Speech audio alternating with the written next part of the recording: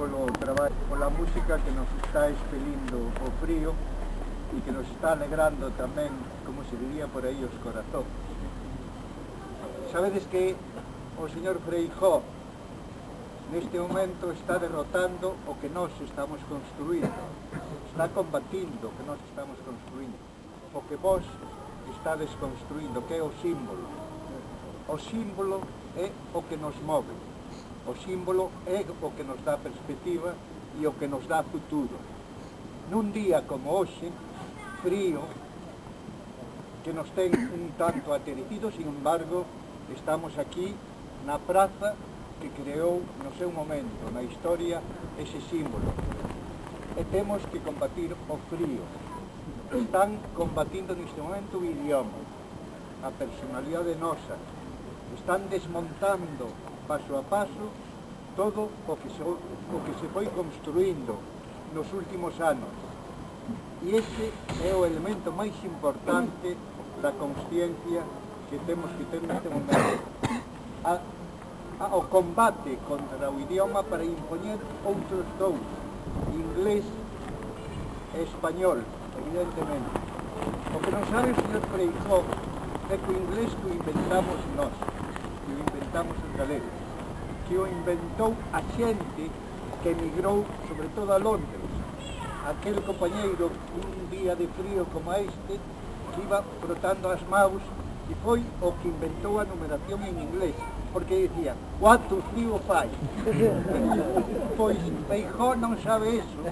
e haberá que dicirlo que non sabemos inglés mellor que él, pero sabemos galego, que é realmente o noso, é o que nos distingue e é a flor que podemos presentar no mundo como característica diferente.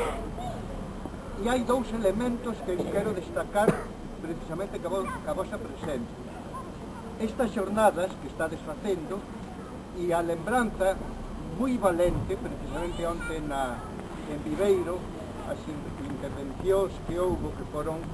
realmente fabulosas e que todo o mundo que estaba ali, popular de Viveiro, estaba emocionado porque era un acto valente, era un acto que non se atreven a facer neste momento nadie fora do movimento nacionalista, un acto de denuncia da represión, da dictadura, do levantamento militar que non está condenado, que decías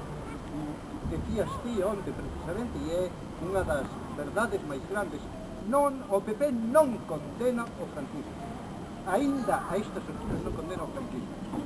Somos nós os que temos que recordar aqueles nomes que foron asesinados porque eran demócratas, porque eran nacionalistas, porque eran socialistas, porque eran republicanos. E iso é unha das etapas máis tristes e máis negras da nosa historia. Por lo tanto, vos tamén me lembrades de algún xeito aqueles anos 70, cando se creou a NPG, que actuaba todos os sábados, e cada sábado tiñamos unha actuación en distintos puntos de Galicia, contra a emigración, pola amnistía, e paralelamente un movimento que se estaba facendo naquel país, que era a canción, era a música, era a nosa personalidade musical, e a Kenya naquele momento con outra composición pois foi levando por todo o país tamén esa alegría, foi expelindo ese frío que temos neste momento, e realmente é outra cousa que eu personalmente, e supoño que nun plano colectivo, temos que agradecer, porque siguen ao pé do cañón, están cun esforzo tremendo facendo presencia nun país nun momento, ademais, que se está combatindo e que se siguen combatindo, non dan entrado nese territorio dos pijos, nese territorio